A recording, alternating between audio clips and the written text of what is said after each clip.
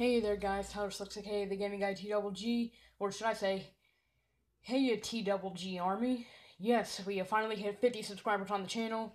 I am very thankful for all the support you guys have been giving me over the past, probably like year and a half that I've been on YouTube. We finally hit 50 subscribers, and since it's Halloween, I figured why not do a couple of scary videos to celebrate not only 50 subscribers, but also to celebrate Halloween.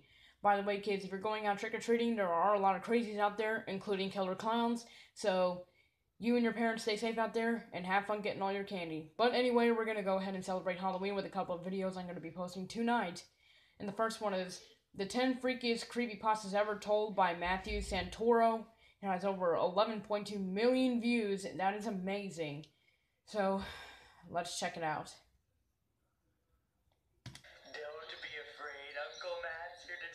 That is unnervingly terrifying.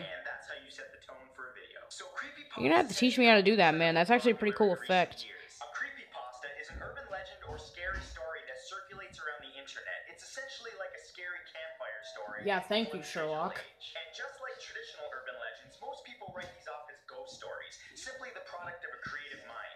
But there will always be those out there who ask, what if it really happened? So because I've been reading creepypastas so much lately, I figured I would gather the indefinitely to share with you all. So here they are, the 10 freakiest creepypastas ever told. If you're watching this at night, you may want to rethink your choice. Ha! I'm doing it for my fans. I ain't doing it for me. This story, simply known as 1999, is about a Canadian blogger named Elliot who decides to investigate. Oh my god, that's actually pretty bright there. To watch in 1999 that only aired for a few episodes. One episode called "Playing with Scissors" featured live-action hands on it. Playing with The episode scissors? immediately turned dark as one of the hands repeatedly stabbed a smaller hand with a pair of scissors, while a muffled child's scream could be heard in the background. Okay. The next episode, called Mr. What Bear, is that? featured a mentally unstable man who dressed up as a character called Mr. Bear and did things so disturbing that I can't even mention them here. Eventually, police investigated and shut down the sadistic show, but by that time, the damage had been done to anyone. I'm thinking this one is real. See that? We're starting the episode on a positive note. Number 2 is the rake. Oh god. Researchers unearthed nearly 2 This one is genuinely freaking terrifying. To the present day, describing a Seriously, what is that thing? They were filled with various people's encounters with this creature. One couple described their encounter as follows. The couple awoke in the middle of the night. Seriously, what is that? Facing away from them, a creature that looked like a half-human, half-big hairless dog. The creature suddenly sprang up, crouched in front of the husband's face, and sprung towards their children's bedrooms. The couple immediately ran after it, but by then it was too late. The couple found their daughter mutilated and close to death, with her final words being, "He is the rake."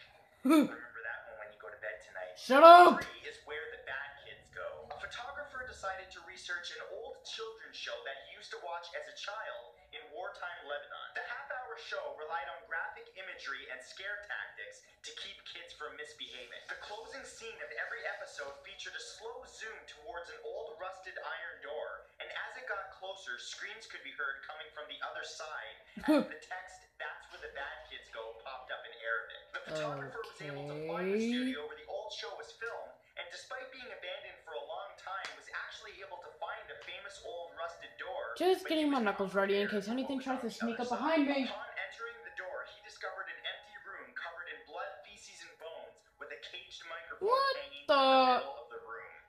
Yep, just one more reason to do what your parents say, kiddies. Number 4 is the other watcher. There was once a man who checked into a hotel for a few nights. After getting his key from the woman at the front desk, she mentioned ghosts are always creepy in my opinion. No number, and that he should not even if they're my own enter the family room or even members. look inside. By the second night, the man was so intrigued that he decided to look through the keyhole of the room. What he found was a very pale woman in an empty room standing in the corner. That night, he returned to his room, but on the third night, he decided to look through the keyhole again. But this time, all he saw was the color red. Nothing else, just a constant deep shade of red. He then returned to the front desk, where the woman asked if he had looked through the keyhole. The man admitted that he did, and the woman sighed, saying that many years ago, a man murdered his wife in that very room, and that her ghost now haunts it. Her ghost is said to be very pale, except for her eyes. What is that? Red.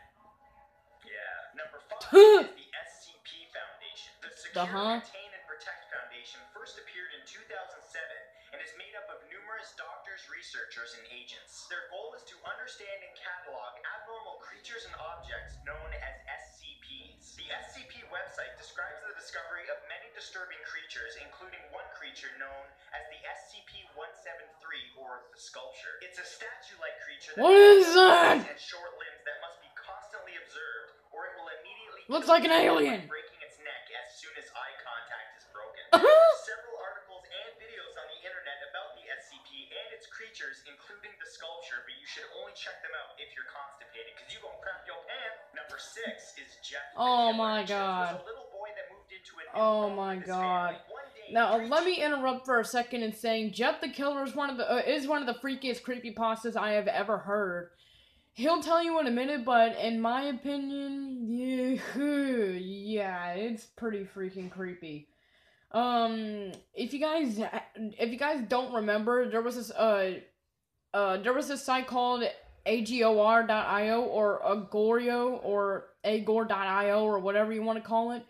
Basically, it was a troll for people who typed in Agario wrong.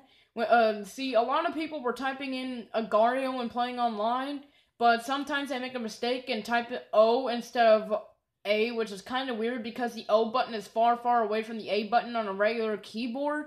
So, people were greeted with an epileptic seizure causing troll that had a flashing picture of Jeff the Killer's face with, like, ear-piercing screams and all that.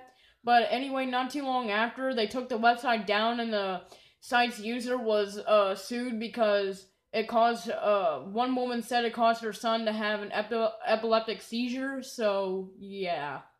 If you want to see the website's history, like you still want to see it in action, it is taken down at this point. It's actually been taken down for probably a year now. But you can go on YouTube and take a look at what happens when you type in agor.io. So, just informing you on that. It's Jeff the Killer related. Teenagers attacked Jeff and his brother, but Jeff defeated them, leaving them in the street with broken wrists and knife wounds. Unfortunately, that encounter made Jeff realize that he enjoyed inflicting pain on others. Dun dun dun. Soon after, Jeff's mother heard crying coming from the bathroom of their house. When she entered the room, she found Jeff carving a permanent smile into his cheeks. Okay. He had also cut off his eyelids so that he could avoid sleep. His final words to his mother were, "Mommy, you lied," after which he murdered his entire family and disappeared into the night. Jeff was never seen, but that's the image I was talking about for agor.io. Right there.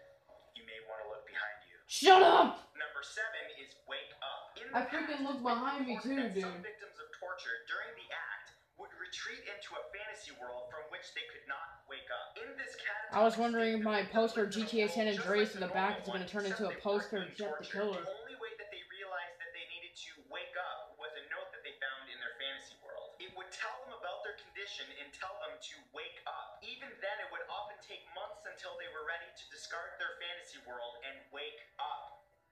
I'll let you think about that one. Number 8 is Slender Man. Oh my god. I hate Slender Man, dude.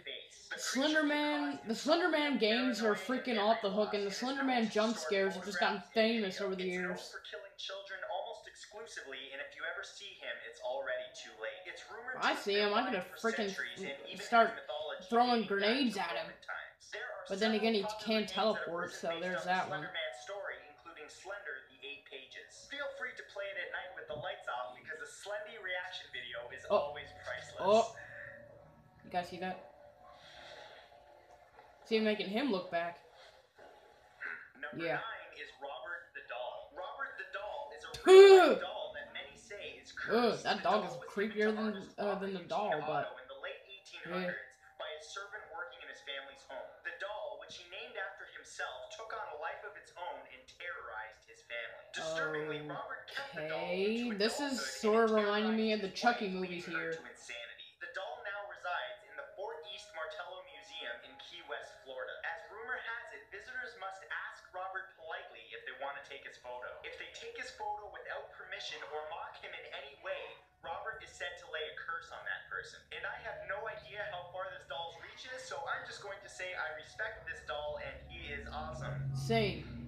Moving on. And yeah. number 10, Ben. Oh my god. It's about a supposedly haunted copy of the game Legend of Zelda Yep. Majora's Mask for the Nintendo 64. A Yep. young man received a suspicious-looking Majora's Mask cartridge from an old man, and upon playing it, noticed that there was a saved file named Ben. Upon playing that saved file, all kinds of weird things started happening, including the text in the game displaying incorrectly, and the music started playing backwards. The game continued to do all kinds of really bizarre things that alluded to a boy named Ben that drowned that was now communicating through the game. That's... The game even started This could actually be real in my opinion, which is really freaky. Ben is getting lonely, and you've met with a terrible fate, haven't you? After he started to get really freaked out, this guy recorded the gameplay and all of okay, if there's on YouTube. okay, if there's recorded gameplay on YouTube, then you know this creepypasta is freaking real. It may just ruin all the good memories you had of that game, so holy freaking crap. enjoy. And that's it for this I need my time, guys. controller. If you'd like to read the full gruesome version of these stories, Holy go to crap, some new dude. Creepypastas. I'll put some links. Dude, that last one is so freaking real, because if there's actual footage of the Ben drowned, like the haunted copy of the Majora's Mask for the Nintendo 64, if there's actually freaking footage on YouTube of that crap, then yeah, it is definitely freaking real.